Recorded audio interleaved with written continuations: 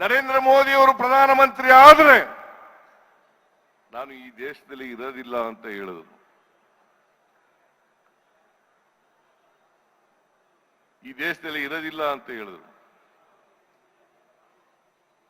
ಕುಮಾರಸ್ವಾಮಿ ಅವರು ಮುಖ್ಯಮಂತ್ರಿ ಆದಾಗ 2006ನೇ ಇಸ್ವಿನಲ್ಲಿ ಏನಾದರೂ ಬಿಜೆಪಿಯವ್ರ ಜೊತೆ ಕುಮಾರಸ್ವಾಮಿ ಸೇರ್ಕೊಂಡು ಸರ್ಕಾರ ಮಾಡಿದ್ರೆ ನನ್ನ ಎಣದ ಮೇಲೆ ಮಾಡಬೇಕು ಅಂತ ಹೇಳಿದ್ರು.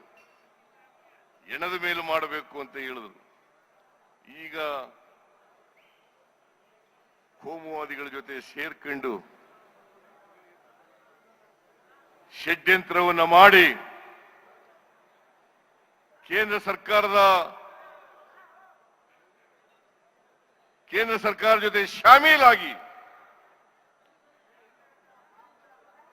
ಕರ್ನಾಟಕದ ಬಿಜೆಪಿ ಜೊತೆ ಸೇರ್ಕೊಂಡು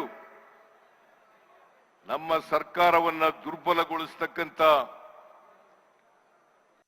ದುಷ್ಟ ಪ್ರಯತ್ನವನ್ನ ಮಾಡ್ತಾ ಇದ್ದಾರೆ. ನಾನು ನಿಮಗೆ ತಿಳಿಸಲಿಕ್ಕೆ ಬಯಸ್ತಾ ಇದ್ದೇನೆ, ಗೊತ್ತಿದೆ ನಿಮ್ಗೆಲ್ಲರಿಗೂ ಕೂಡ. ನಾನು 4 ದಶಕಗಳಿಂದ ರಾಜಕೀಯದಲ್ಲಿ ಇದ್ದೇನೆ. 4 ದಶಕಗಳಿಂದ ನಾನು 1984 ಆಗಸ್ಟ್ 17ರಂದು ಮಂತ್ರಿಯಾದೆ.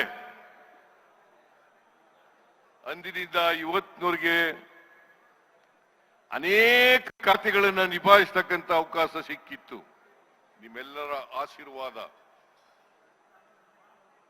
ನಿಮ್ಮ ಆಶೀರ್ವಾದದ ಫಲದಿಂದ 4 ದಶಕಗಳ ಕಾಲ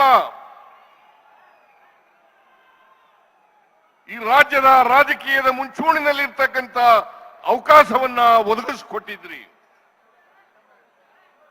ಈ 4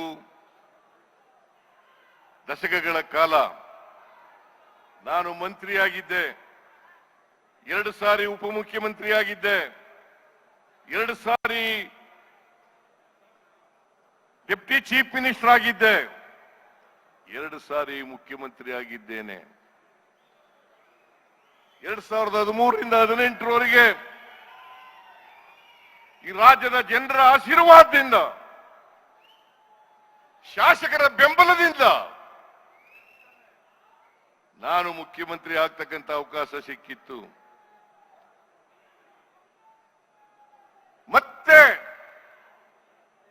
2023 ಮೇ 20ರಿಂದ ಕರ್ನಾಟಕದಲ್ಲಿ 2ನೇ ಬಾರಿ ಮುಖ್ಯಮಂತ್ರಿ ಆಗ್ತಕ್ಕಂಥ ಅವಕಾಶ ಸಿಕ್ಕಿದೆ.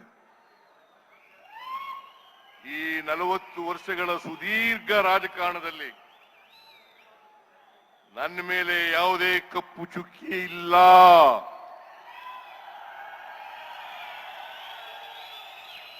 ನನ್ನ ರಾಜಕೀಯ ಜೀವನ ತೆರೆದ ಪುಸ್ತಕ.